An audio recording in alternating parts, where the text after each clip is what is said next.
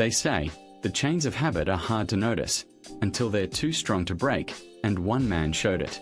This is the story of a man who was inspired by Warren Buffett's life and routines. He could have had anything, fancy cars, luxurious yachts, mansions everywhere, but he didn't. Instead, he chose something most rich people don't, a simple life. He still lives in the same small house he bought a long time ago. No staff, no fancy gates, just regular things and habits. He could have moved into the most expensive house in the world. But he once said, "It would make me crazy to have 10 houses." For him, money is a tool, not something to brag about. And tools are useless if they control you. He drove an old car for many years. Not because he had to, because it worked fine. He didn't buy a private jet until he was in his 70s. And even then, he joked about it. Because he knew, living below your means is not giving up something. It's being free. Every morning, he buys breakfast at a drive-thru. On bad days in the market, he picks the cheapest meal he can find. On good days, he likes to treat himself a bit better. He carefully counts out the exact change from a cup in his car. This isn't because he's being stingy, it's just being mindful of how he handles small things, because that's how he handles big ones too.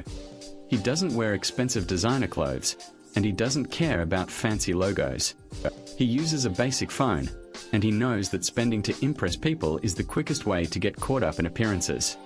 Even when he was a kid, he saved more than he spent. He tracked every single penny and invested it wisely. He didn't waste money, and instead built good habits that paid off big time. Today, he's still the same person. He still clips coupons and splits bills with others. It's not because he has to, it's because it's just who he is. He knows that living rich isn't about having lots of things, it's about having time, freedom, and peace of mind. Most people struggle with saving because they can't resist showing off. They're always chasing status and spending money to impress others. They spend their money first and then try to save what's left.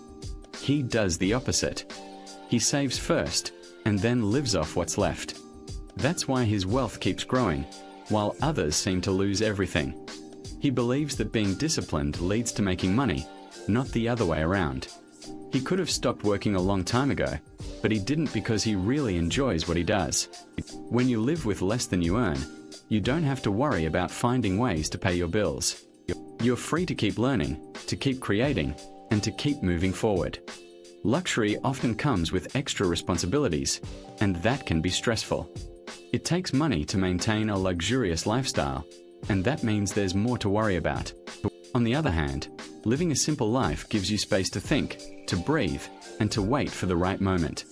While others spend their money quickly on things they might not even need, he makes smart investments. He stays calm and thoughtful, even when others are rushing or panicking. True wealth isn't about having a lot of money or flashy possessions. It's about having a steady and peaceful life. Real wealth is about taking care of your money and making it grow, not about showing it off. The wealthiest person isn't the one who spends the most, it's the one who needs the least. Word count, 514 words.